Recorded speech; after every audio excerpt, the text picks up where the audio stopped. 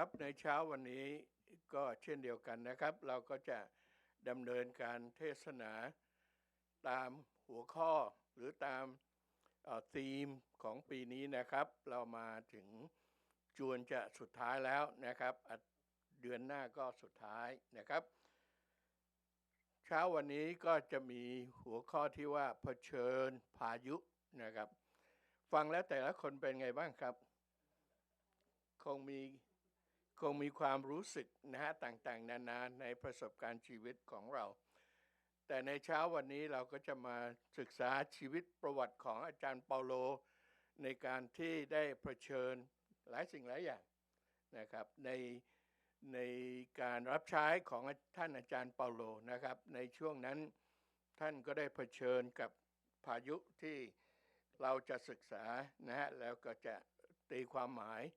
ในชีวิตของเราเองด้วยนะครับ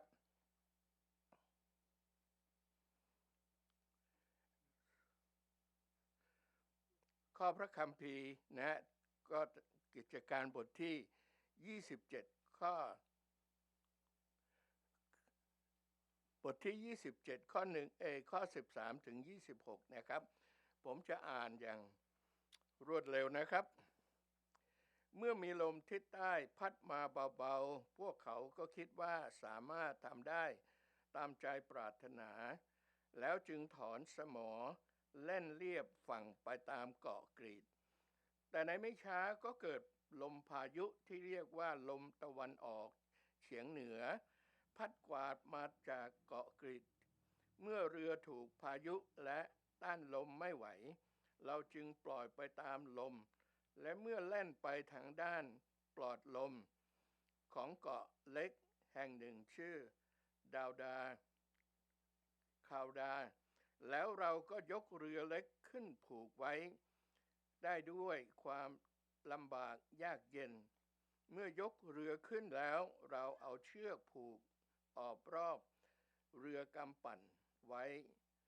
และเนื่องจากกลัวว่าเรือจะเกยสันดอน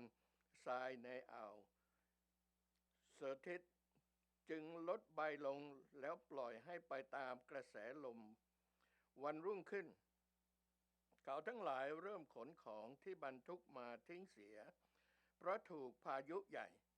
พอวันที่3พวกเขาก็ทิ้งเครื่องใช้ในเรือออกด้วยมือของเขาเองและเมื่อไม่เห็นดวงอาทิตย์หรือดวงดาวมาหลายวันแล้วทั้งยังเจอพายุใหญ่อยู่อีกความหวังที่เราจะรอดนั้นก็หมดไปเมื่อเขาทั้งหลายอดอาหารกันมานานแล้วเปาโลจึงมายืนอยู่ท่ามกลางเขากล่าวว่าท่านทั้งหลายท่านควรจะฟังข้าพเจ้าและไม่ควรออกจากเกาะกรีตเลยจะได้ไม่ต้องประสบอันตรายและความสูญเสียแต่ตอนนี้ข้าพเจ้าขอเตือนท่านให้ทำใจดีๆไว้เพราะว่าในท่ามกลางท่านทั้งหลายจะไม่มีใครเสียชีวิตและเสียก็แต่เรือเท่านั้นเพราะว่าเมื่อคืนนี้เองทูตสวรรค์องค์หนึ่งของพระเจ้าผู้ทรงเป็นเจ้าของตัวข้าพเจ้าและเป็นพระเจ้าที่ข้าพเจ้าปรนนิบัติมายืนอยู่ใกล้ข้าพเจ้าทูตนั้นกล่าวว่าเปาโลเอ๋ยอย่ากลัวเลยเจ้าจะต้องเข้าเฝ้าซีซ่าและพระเจ้าทรงโปรดเจ้าโดยให้คนทั้งหมดที่อยู่ในเรือกับเจ้านั้นรอดตายฉะนั้นท่านทั้งหลายจงทำใจดีๆไว้เพราะข้าพเจ้าเชื่อพระเจ้าว่าเหตุการณ์จะต้องเป็นไปตามที่พระองค์ทรงกล่าวไว้กับข้าพเจ้าแต่ว่าเราจะไปเกยเกาะแห่งหนึ่งจนถึงคืนที่14ขณะที่เรายังลอยอยู่ในทะเลอาเดเรียนั้นตอนประมาณเที่ยงคืนพวกกาลาสีสงสัยว่าเข้ามาใกล้แผ่นดินแล้วจึงยันน้ำดูก็วัดได้ลึก40 เมตรเมื่อไปถึงอีกหน่อยหนึ่งก็ยังน้ำวัดได้30 เมตรพวกเขากลัวว่าจะโดนโขดหินจึงทอดสมอ ท้าย4 ตัวแล้วภาวนาให้ฟ้าส่าง พวกกาลสีนั้นหาทางหนีจากเรือโดยหย่อนเรือเล็กลงไปในทะเลทำทีว่าจะทอดสมอจากหัวเรือเปาโลจึงพูดกับนายร้อยและพวกทหารว่าถ้าคนพวกนี้ไม่อยู่ในเรือพวกท่านจะไม่มีทางรอดพวกทหารจึงตัดเชือกที่ผูกเรือเล็กให้เรือหลุดลอยไปพอใกล้รุ่งเช้าเปาโลก็เชิญชวนทุกคนให้รับประทานอาหารและกล่าวว่าวันนี้เป็นวันที่14แล้ว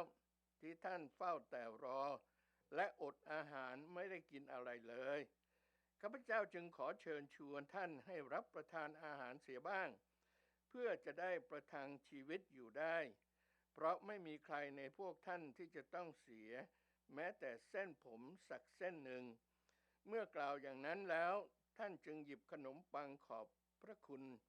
พระเจ้าต่อหน้าทุกคนแล้วก็หักรับประทานทุกคนก็มีกำลังใจขึ้นจึงรับประทานอาหารด้วยครับนี่เป็นประวัติที่เราได้อ่านจากหนังสือ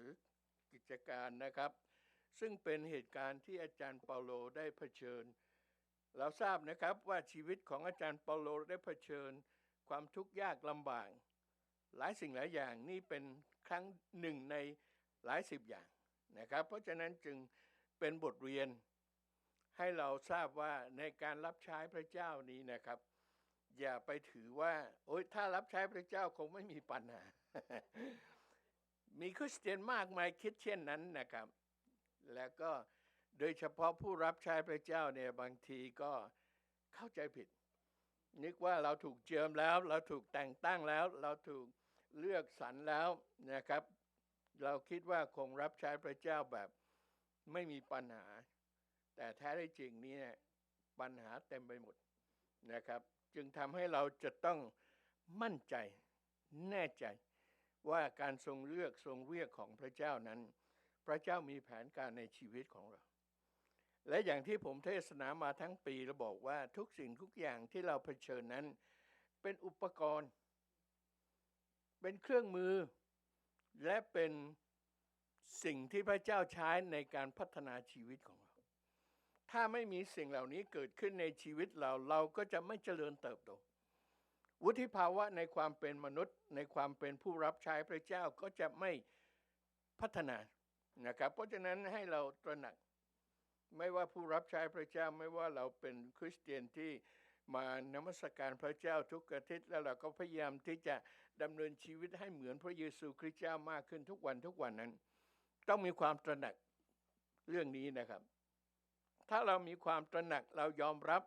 และเราก็ปฏิบัติชีวิตของพวกคุณเนี่ยก็จะไม่ผิดหวังและจะไม่ต่อว่าพระเจ้าและไม่ต่อว่าคนอื่นหรือโทษสถานการณ์โทษคนนี้ไม่ใช่ครับเพราะว่าทุกอย่างพระเจ้าทรงมีแผนการในชีวิตของพวกเรานะครับให้เรามีท่าทีเช่นนั้นในการที่จะศึกษาเข้าใจเรื่องที่เรากำลังจะพูดถึงในเช้าวันนี้นะครับบอกว่าพายุเป็นสัญลักษณ์แห่งภัยอันตรายเป็นเหตุร้ายสำหรับชีวิตหรือ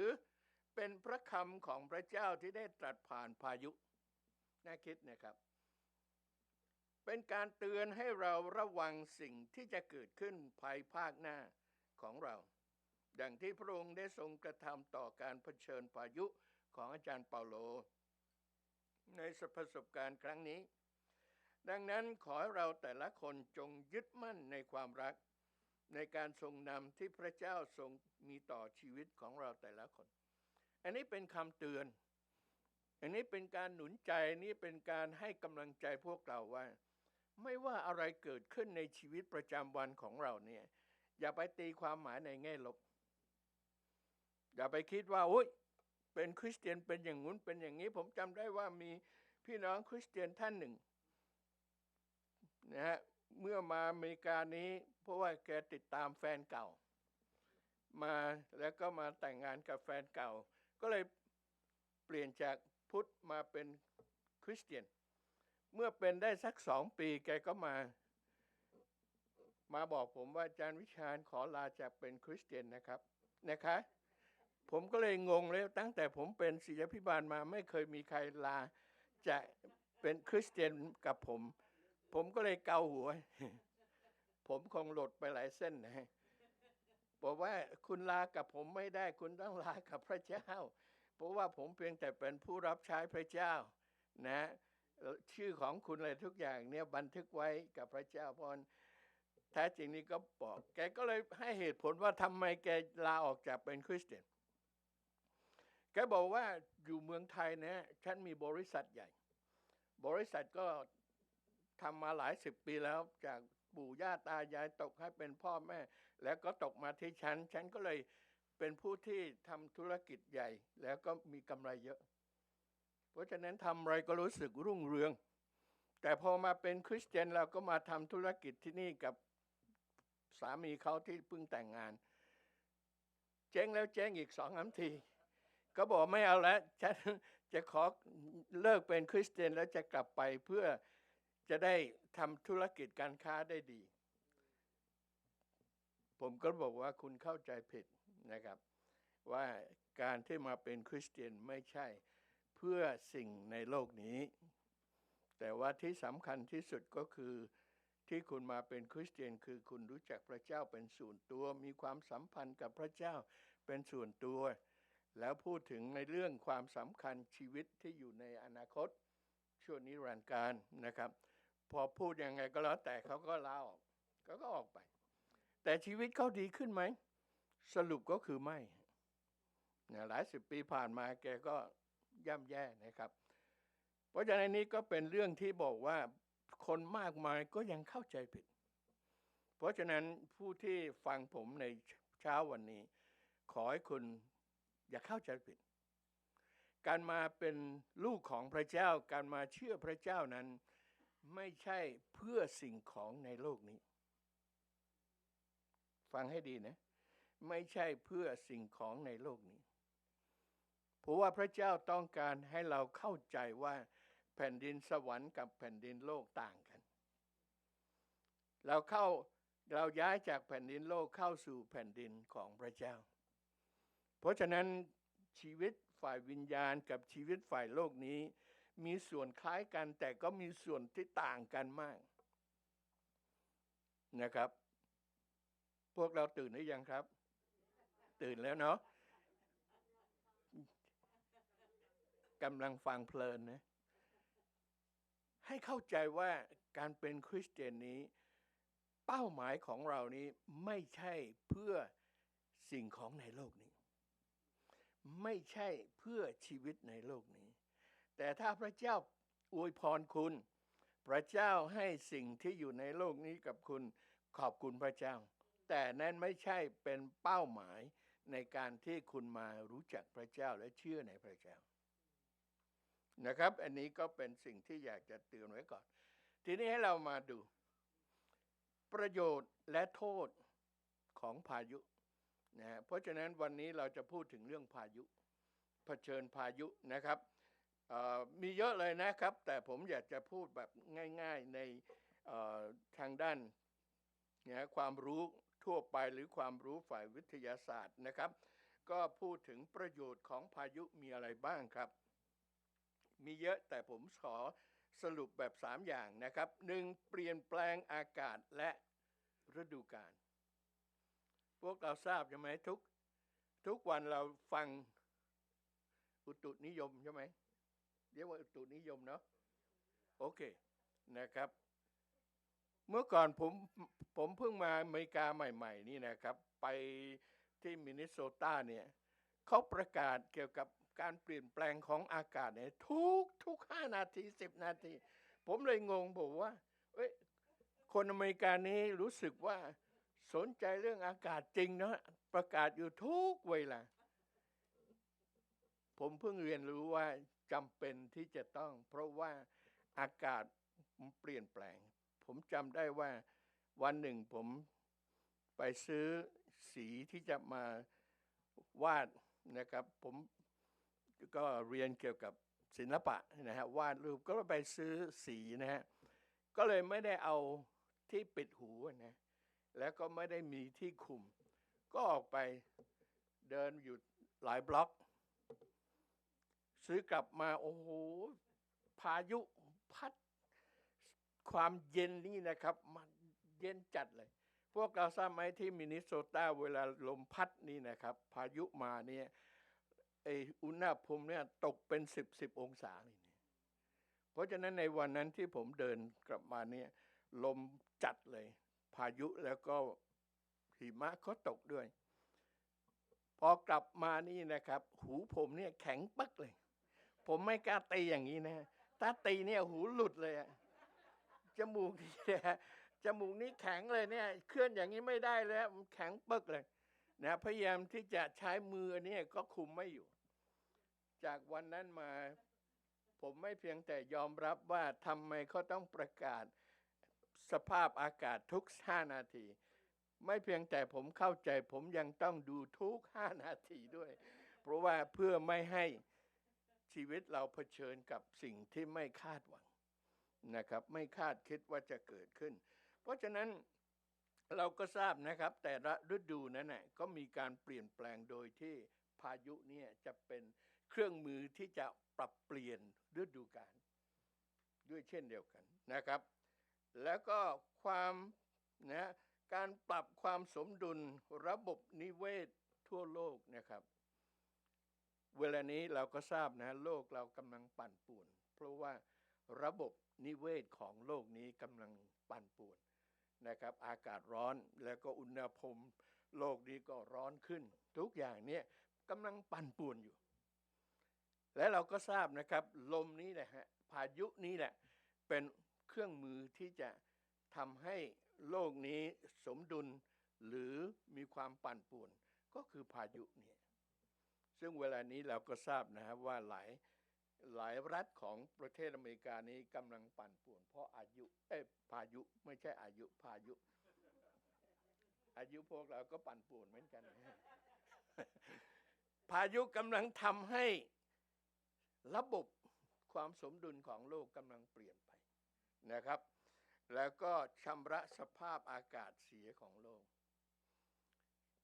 ซึ่งเราก็ทราบนะฮะหลังจากที่พายุผ่านไปเนี่ยอากาศมักจะดีขึ้นฝนฟ้าตกแล้วนะฮะพอหลังจากฝนตกพายุผ่านไปแล้วทุกอย่างก็รู้สึก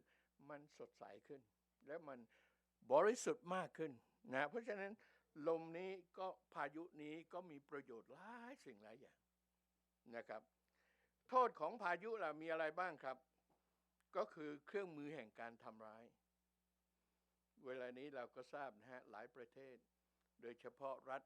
หลายรัฐทางตะวันออกตะวันออกนั้นกำลังพังไปนะฮะที่รัฐฟลอริดานะครับหลายเกาะก็ถูกทำลายไปซึ่งเราก็ทราบนะฮะกรุงเทพภูเก็ตเนี่ยน้ำท่วมเนี่ยก็คือลมพายุเนี่ยพัดน้ำเข้ามาพวกนี้นะครับก็เป็นเรียกว่าเครื่องมือการทำลายนะครับนำพาภัยพิบัตินานาประการมาสู่โลกเราก็ทราบนะครับนี่ก็เป็น ผลงานของพายุทำลายแผนงานของคนเรานะเราทราบเมื่อแผนงานของคนเนี่ยอยากจะทำสิ่งนู้นสิ่งนี้จะสร้างสิ่งนี้สิ่งนั้นก็พังหมดนะครับบางคนเราก็ทราบแคลิฟอร์เนียเนี่ยเป็นที่ทำให้เรารู้พอไฟลุกขึ้นมาลมก็มาก็ทำให้ไฟไหม้ป่าเกิดขึ้นและก็มีไฟไหม้ป่าเนี่ยลมพัดมาเนี่ยก็ทำลายทั้งชุมชนพวกเราที่อยู่แคลิฟอร์เนียเราเข้าใจดีนะครับไฟกับลมเนี่ยไปด้วยกันเนี่ยทำร้ายอย่างรุนแรงที่สุดนะครับก็ทำลายแผนงานแล้วก็ชีวิตที่น่าจะอยู่อย่างสันติสุขก็ถูกทำลายไปนะครับอันนี้ก็พูดคร่าวๆนะครับว่าประโยชน์และโทษของพายุมีอะไรบ้างทีนี้ให้เรามาดูนะครับดูว่า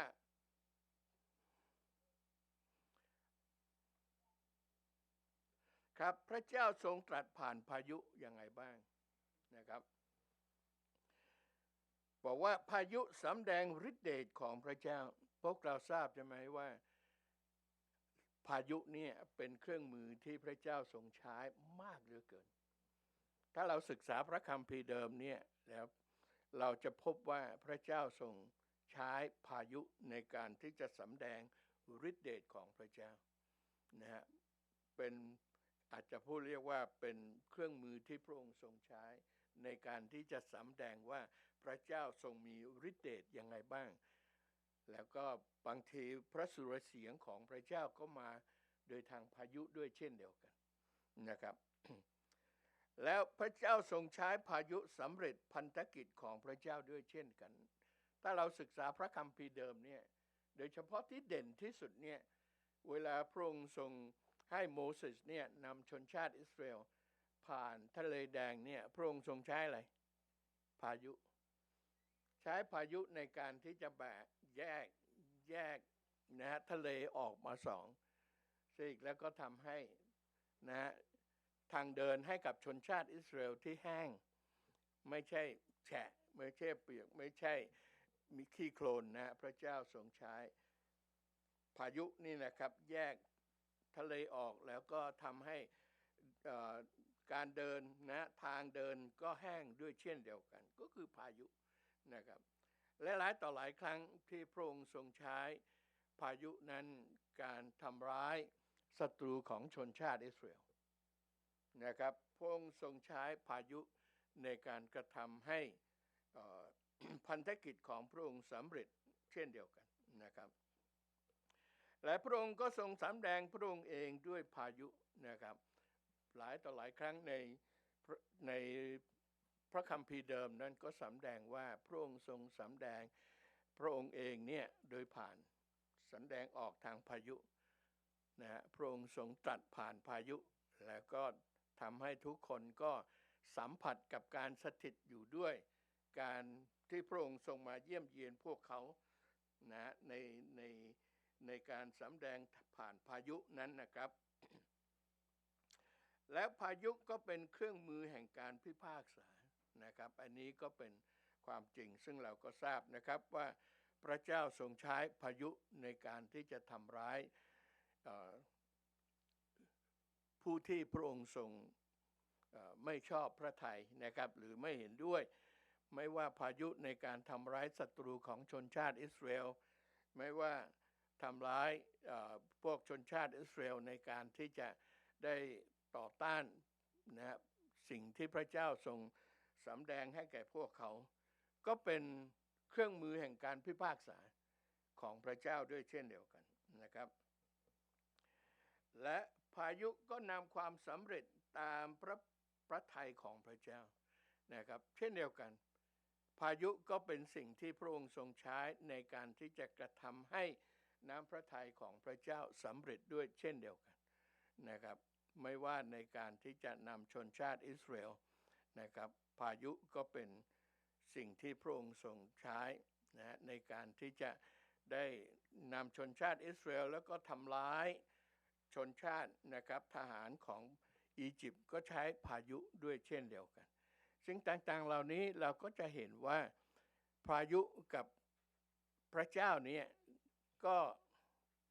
เรียกว่ามีส่วนร่วมในพันธกิจของพระเจ้าอยู่เสมอเมื่อเป็นเช่นนั้นเดี๋ยวเราก็จะมาตีความหมายในชีวิตของพวกเราด้วยเช่นเดียวกันนะครับทีนี้อันสุดท้ายว่าพายุในประสบการณ์ชีวิตส่วนตัวของพวกเรานี้นะครับเป็นยังไงบ้างผมคิดว่านี่เป็นจุดสำคัญนะครับก็คือว่าสิ่งต่างๆที่เราพูดมาเรื่องอาจารย์เปาโลนั้นเป็นเหตุการณ์ที่เกิดขึ้นในประวัติศาสตร์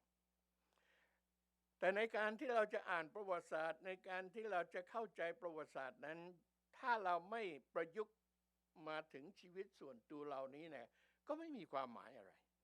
แล้วก็แค่อ่านประวัติศาสตร์เท่านั้นเองแต่ในการอ่านประวัติศาสตร์ที่เป็นประโยชน์ในการอ่านประวัติศาสตร์ที่สร้างสรรค์ชีวิตของพวกเราเราก็จะรู้จักในการมาประยุกต์ในชีวิตประจำวันของพวกเรานั่นก็เป็นผู้ที่อ่านประวัติศาสตร์เป็นนะครับหลายคนบอกว่าไม่ชอบประวัติศาสตร์ไม่อยากอ่านประวัติศาสตร์เพราะว่ามันเป็นสิ่งที่ผ่านมาแล้วคุณเข้าใจผิดคนที่ฉลาดคนที่มีปัญญา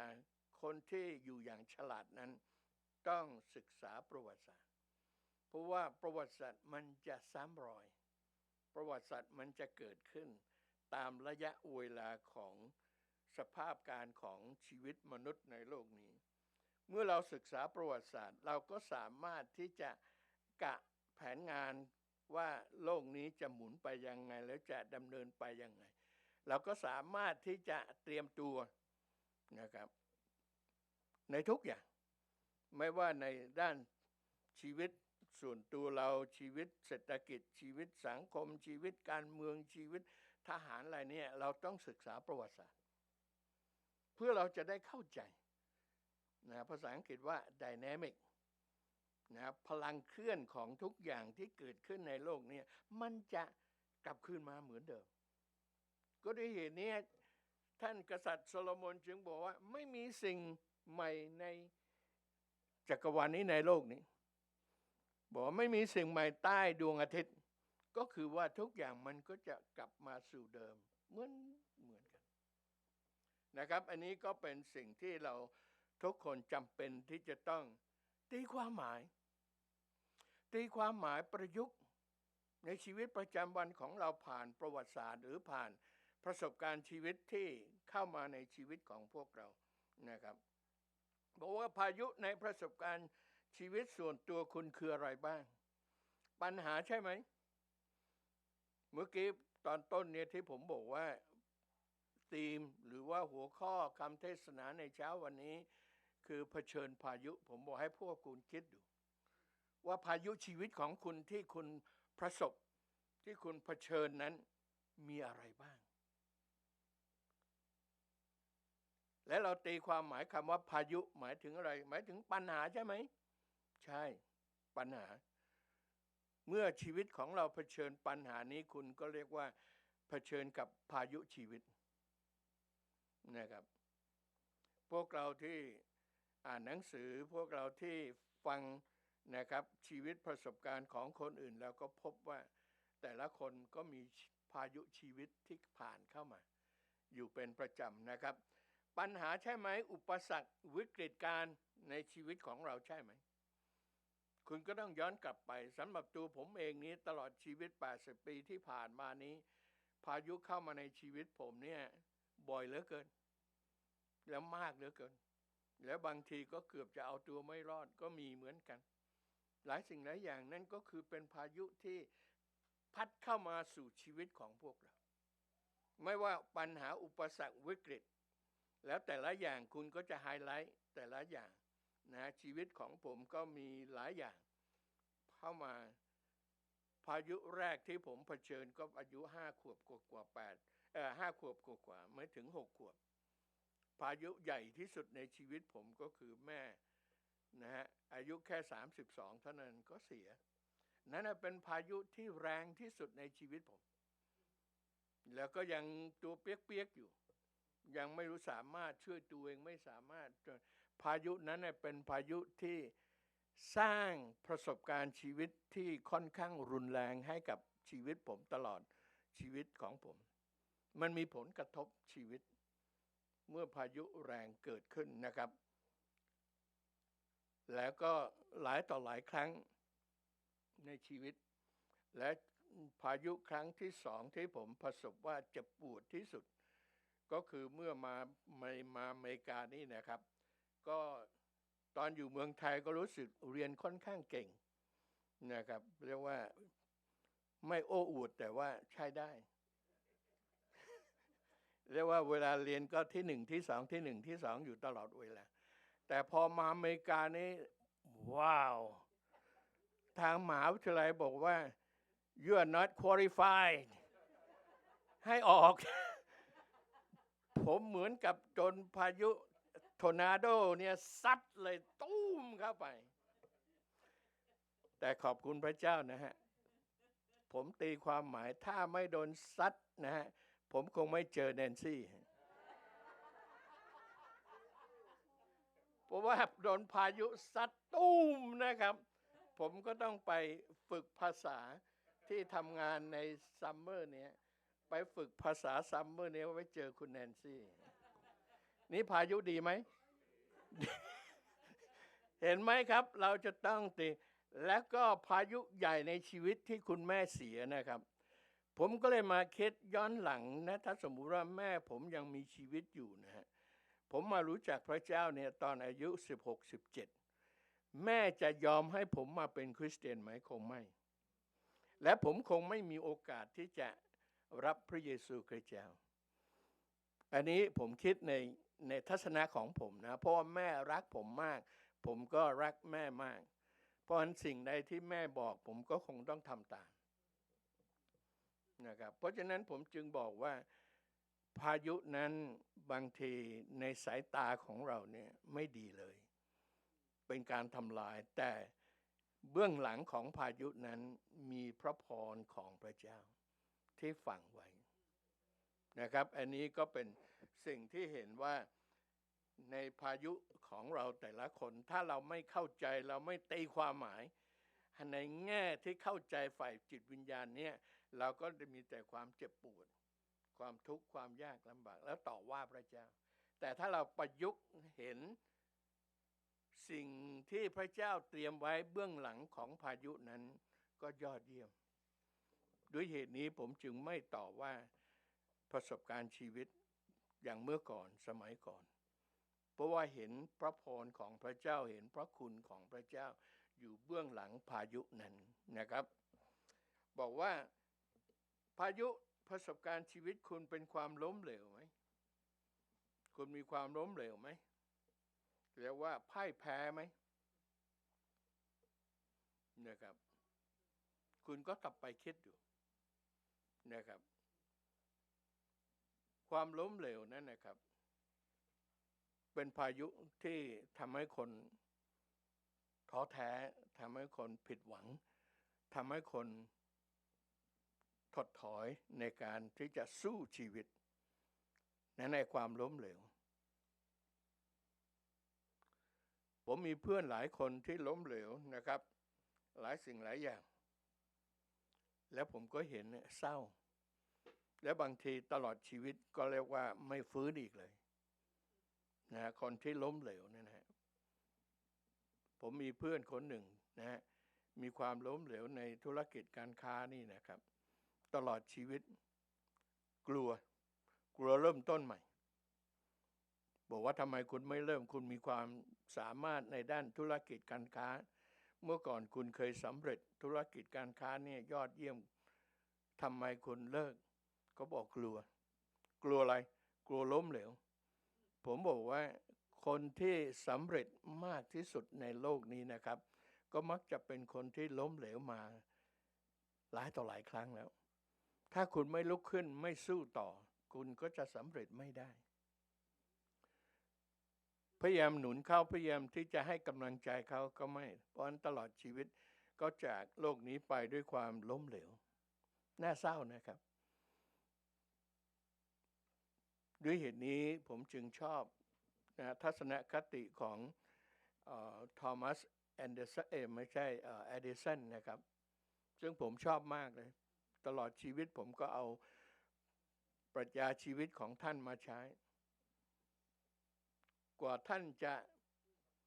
ทำเรียกว่าหลอดไฟขึ้นมาเนี่ยล้มเหลวและล้มเหลวอีกล้มเหลวและล้มเหลวอีกนะครับเกือบ1,000 ครั้งคนก็บอกว่าทอมเอ๋ยเลิกเสียเถอะ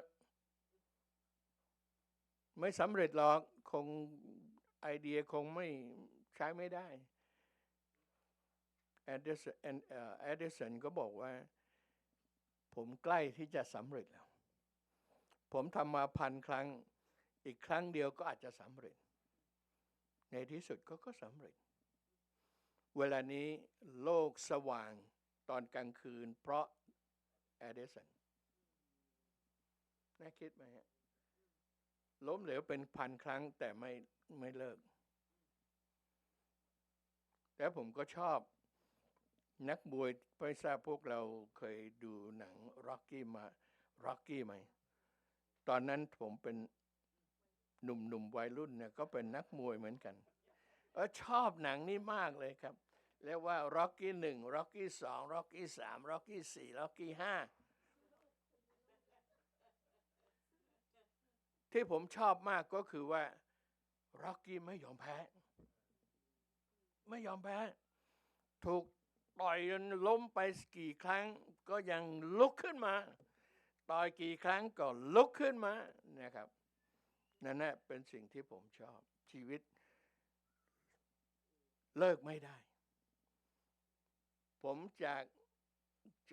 หนังเนี่ยจึงทำให้ผมสร้างปรัชญาชีวิตขึ้นมาว่าระฆังสุดท้ายไม่ดังผมจะไม่เลิกนั่นเป็นปรัชญาชีวิตผมตั้งแต่นั้นมานี้มีอะไรเกิดขึ้นในชีวิตผมจะไม่เลิกจะทำต่อไปจนกระทั่งสำเร็จถ้าไม่งั้นก็ต้องตายไปอันนั้นคือเรายึดไว้เพราะพระเจ้าต้องการให้เราเป็นคนที่เข้มข้นเป็นคนที่ไม่เลิกคนที่เลิกง่ายๆเนี่ยใช้ไม่ได้เลิกง่ายไหมคุณใช้ได้หรือใช้ไม่ได้ อย่าเลิกนะถ้าผมเป็นคนที่เลิกง่ายๆนะฮะผมกับคุณแนนซี่คงไม่ฉลองครบรอบแต่งงาน51 ปีเราเจอปัญหาเลิกเจอปัญหาหน่อยเลิกใช่ไหมเดี๋ยวนี้คนเป็นอย่างนี้แม้ว่ารักยังไงก็แล้วแต่พอเจอปัญหาไม่เอาแล้ว I don't love you anymore ไม่เลิกฮะเพราะฉะนั้นเราถึงอยู่ได้ผมก็เคยมีคนมาถามผมว่าอาจารย์วิชาญทำไมอาจารย์วิชาญรับใช้พระเจ้านานขนาดนี้เคยท้อไหมเคยอยากเลิกไหมผมบอกผมอยากจะเลิก1,000 ครั้งมั้งแต่เลิกไม่ได้เพราะว่าพระเจ้าไม่ให้เลิกเพราะฉะนั้นสิ่งที่ทำให้เขาบอกว่ามีอะไรที่เป็นเคล็ดลับทำให้อาจารย์วิชาญสำเร็จในการรับใช้ผมบอกไม่มีอะไรมากมีอยู่3 อย่างคือ1อดทน2อดทน3ก็ต้องอดทนก็คือนั้นแหละเป็นเคล็ดลับในการรับใช้ในการดำเนินชีวิตในการเผชิญพายุชีวิตของเราอดทนนะครับอันนี้ก็เป็นสิ่งบอกว่าหรือว่าโรคภัยไข้เจ็บอุบัติภัยแม้กระทั่งความตายสิ่งเหล่านี้เป็นพายุของคุณหรือเปล่าโรคภัยไข้เจ็บไม่เป็นพายุเป็นอะไรครับเป็นยาวิเศษพายุเป็นยาวิเศษเป็นพายุนะบางคนก็เรียกว่าโรคภัยไข้เจ็บก็เป็นพายุเราเจอบ่อยบางทีตัวเราเองบางทีคนที่เรารักชีวิตผมเจอพายุญาติพี่น้องผมพี่ผมนะครับพี่ชายพี่สาวเจอโรคภัยไข้เจ็บแต่ละโรคภัยไข้เจ็บก็คนละอย่างนะครับก็เราก็ทุกคนก็ประสบแล้วก็ภัยอุบัติภัยไม่ว่าภัยธรรมชาติภัยสารพัดอย่างพวกเราเจอภัยธรรมชาติบ้างไหมนะอยู่ในแคลิฟอร์เนียเราเจอเนาะแล้วผมเจอแผ่นดินไหวพวกเราเจอแผ่นดินไหวไหมน่ากลัวไหมน่ากลัวนะครับถ้าหน้าวินด้วยเหมือนกันนะฮะโดยเฉพาะช่องนั้นน่ะแพสดีหน้าพวกนี้โอ้ยพัดมาทีหนึ่งหน้ามืดตาลายเลยแต่ครั้งที่กลัวที่สุดในการเอิร์ธเควคนะฮะก็คือช่วงที่อยู่ใน10 กว่าปีที่แล้วนะครับน่ากลัวมากเลยครับเป็นครั้งแรกที่ผมเจอเอิร์ธเควคนั้นนะผมล้มทั้งยืนเลยไม่ใช่ล้มทั้งเป็นล้มทั้งยืนเลยตุ้มลงเลยนะฮะแล้วก็ตู้เนี่ยหล่นลงมาเต็มที่เลยน่ากลัวครับเกิดขึ้นเหมือนกับว่ายักษ์ใหญ่เนี่ยเอาบ้านเราเนี่ยขึ้นมาแล้วก็ทุบเอาเนี่ยโอ้น่ากลัวฮะนั่นเป็นภัยธรรมชาติที่ผมประสบที่น่ากลัวและอีกครั้งหนึ่งที่น่ากลัวก็คือ นะมิชชันนารีพาผมจากมินนิโซตาเนี่ยไปที่แคนซัสซิตี้หิมะตกจนเรียกว่าคลุมไปหมดเลยถนทางนี้ไม่เห็นเลยมีแต่ขาวโพลนไปหมดเลยแล้วไม่รู้จะไปยังไงก็เลยจอดอยู่ตรงนั้นเนี่ยแล้วผมเป็นคนที่เพิ่งมาจากเมืองไทยไม่เคยเห็นหิมะพอเห็นหิมะมากขนาดนี้แล้วเราก็จอดอยู่ตรงกลางเนี่ยไม่รู้จะไปไหนน่ากลัวฮะน่ากลัวแล้วก็หนาวด้วยเราคอยประมาณชั่วโมงเกือบ2 ชั่วโมงแล้วก็รถที่มาเคลียร์หิมะเนี่ยแล้วค่อยมานำหน้าแล้วก็ค่อยเคลียร์ไปน่ากลัวครับยังมีอีกหลายครั้งที่ชีวิตผมได้ผ่านเรียกว่าภัยธรรมชาติเนี่ยหลายต่อหลายครั้งแล้วก็ความตายฮะชีวิตพวกเราอาจจะไม่ใช่ตัวเราเองแต่ว่าญาติพี่น้องของเราคนที่เรารักชีวิตผมเนี่ยผ่านพายุแห่งความตายญาติพี่น้องพ่อแม่พี่น้องญาติเนี่ยเยอะเหลือเกินแต่ละคนที่ตายจากเราไปเนี่ยโดยเฉพาะคนที่เราใกล้ชิดคนที่เรามีความสัมพันธ์พิเศษเนี่ยเจ็บปวดครับเจ็บปวดมากเหมือนกับว่าเราส่วนหนึ่งในชีวิตเราเนี่ยขาดไปนะฮะก็เป็นการที่เราเผชิญกับพายุชีวิตเรานะครับและในการความสูญเสียธุรกิจการงานแล้วก็ทรัพย์สินพวกเราที่มีใครบ้างที่เจอพายุแล้วสูญเสียธุรกิจการค้านี่มีไหมมียกมือขึ้นหน่อยดิเจ็บปวดนะครับ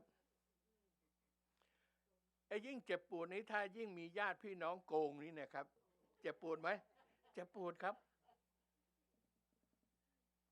ชีวิตพ่อผมนี่นะครับทำธุรกิจกับเพื่อนกับญาติพี่น้องโดนโกงนี่นะเจ็บมากเลยอยู่ๆก็ฟุบไป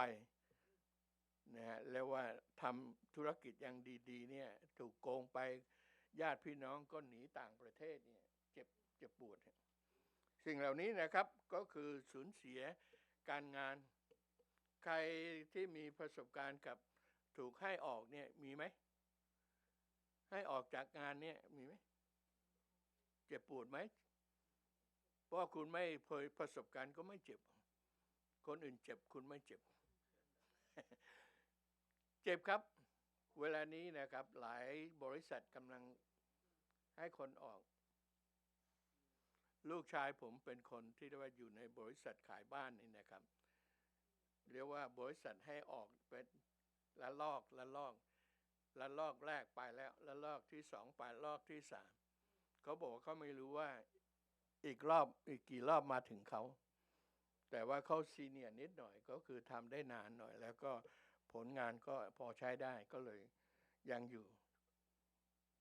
มันเป็นพายุที่เราไม่รู้ว่าจะพัดมาถึงเราเมื่อไหร่เราไม่รู้นะครับสูญเสียเงินทองนี่พายุนะประมาณ20 ปีแล้วลุงไอ้เงินที่เราฝากไว้กับเรียกว่าอะไรนะเพื่อไปการปลดเกษียณนะเราเงินสะสมนี่นะเราบริษัทนั้นก็ทำไมไปซื้อสต็อกไว้พอสต็อกหล่นนี้นะครับผมเรียกว่าผมกับแนนซี่สูญเสียเงินเป็นจะไม่บอกว่าเท่าไหร่สูญเสียไปครึ่งหนึ่งต้องรีบเอาออกมาเพื่อจะไปลงนะให้ขอฝากไว้ที่อื่นไม่งั้นน่ะหายหมดเลยในช่วงนั้นเราเคลื่อนไม่ทันไงเราเคลื่อนไหวไม่ทันก็เลยเนี่ยเรียกว่าเขาลดปุ้มลงเลยนะเรียกว่าเป็นแค่อาทิตย์เนี่ยนะสูญเสียที่เราสะสมมา10 ปีเนี่ยหายไปครึ่งหนึ่งเจ็บปวดนะเจ็บปวดนะครับเจ็บปวดมากนะครับสูญเสียความสัมพันธ์ชีวิตที่ตนรักนะครับการหย่าร้างนี่เจ็บปวดไหมการที่เพื่อนที่เรารักอยู่แล้วไม่เข้าใจกันทะเลาะกันไม่พูดกันเจ็บปวด ระหว่างพ่อแม่กับลูกระหว่างลูกกับพ่อแม่นี่นะครับอยู่ๆมีปัญหาเนี่ยเจ็บปวดนะเจ็บปวดครับนั่นเป็นพายุนั้นเป็นพายุชีวิตของพวกเราหลายคนนี่นะครับก็สูญเสียซึ่งเมื่อก่อนเราก็ชอบพูดเล่นหรือชอบคุยเล่นเกี่ยวกับเรื่องอกหักนี่มันมีหลายระดับแล้วก็หลายความสัมพันธ์นะครับไม่ว่าจะเป็นคนที่เรารักไม่ว่าพ่อแม่ที่เรารักพ่อแม่ที่รักลูกนะฮะหรือว่าเพื่อนพอปัญหาความสัมพันธ์เนี่ยมันก็เป็นการอกหักในลักษณะหนึ่งไม่ใช่คนที่เรียกว่าโรแมนติกเลิฟเท่านั้นเองไม่ใช่ครับแล้วมีหลายความสัมพันธ์ที่เกิดพายุทำให้แตกหักนี่เนี่ยเจ็บปวดครับนะครับสิ่งเหล่านี้ก็เป็นเรื่องพายุนะฮะส่วนตัวในชีวิตของเราผมเชื่อว่าทุกคนผมเต็มไปหมดเลยพายุที่ผ่านเข้ามาในชีวิตส่วนตัวผมเนี่ยเรียกว่าเขียนหนังสือเล่มหนึ่งหนาขนาดไหนก็ไม่หมดเยอะมากพวกเราคงมีนะครับเอาละสรุปพายุที่อาจารย์เปาโลเผชิญนั้นเป็นมาจากพระเจ้า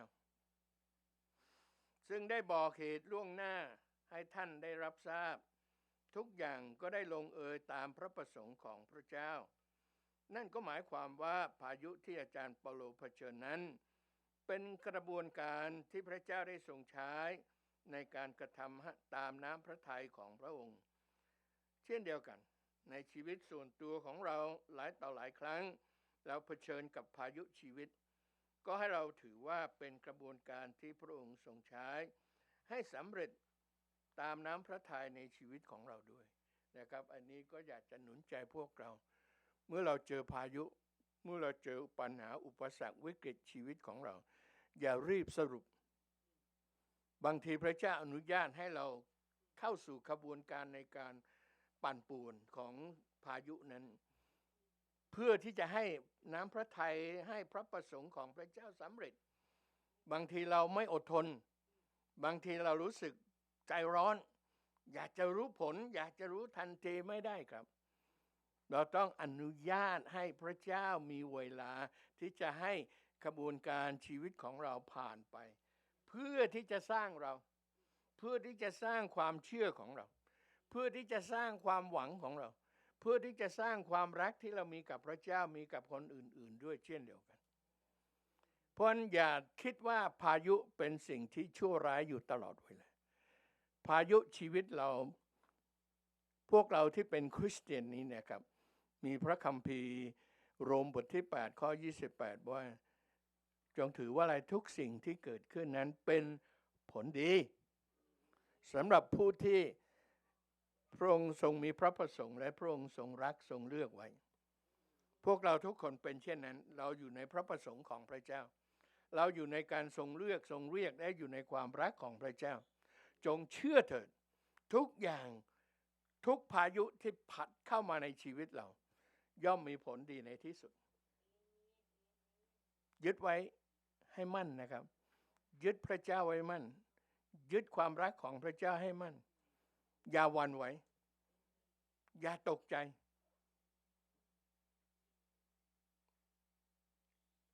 เอาชีวิตของอาจารย์เปาโลมาเป็นที่หนุนใจพวกเราพระเจ้าจะนำความสำเร็จตามน้ำพระทัยไม่ใช่ตามใจปรารถนาของเราแต่ตามน้ำพระทัยของพระเจ้าให้สำเร็จขอให้ร่วมใจที่ฐานข้าแต่พระเจ้าพระองค์ทรงเป็นพระเจ้าพระองค์ทรงเป็นเจ้าของลมพายุพระองค์ทรงมีฤทธิ์อำนาจเหนือพายุพระเยซูเคยห้ามพายุที่ทำให้ทะเลกาลิลีได้ปั่นป่วนแต่เมื่อพระองค์ทรงห้ามจงนิ่งเสียเถิดพายุนั้นก็นิ่งและนำความสันติสุขนำความปลอดภัยมาสู่ทุกชีวิตที่อยู่ในเรือนั้นก็เช่นเดียวกันพระองค์เจ้าค่ะชีวิตของพวกเราหลายต่อหลายครั้งก็เผชิญกับพายุร้ายสร้างความปั่นป่วนสร้างความวุ่นวายแล้วก็น ความกลัวเข้าสู่ชีวิตของพวกเราแต่เราจงรู้ว่าพระองค์ทรงอยู่ด้วยและพระองค์จะทรงห้ามพายุนั้นและพายุแทนที่จะนำโทษมาแต่กลับนำพระพรในที่สุดให้กับเรา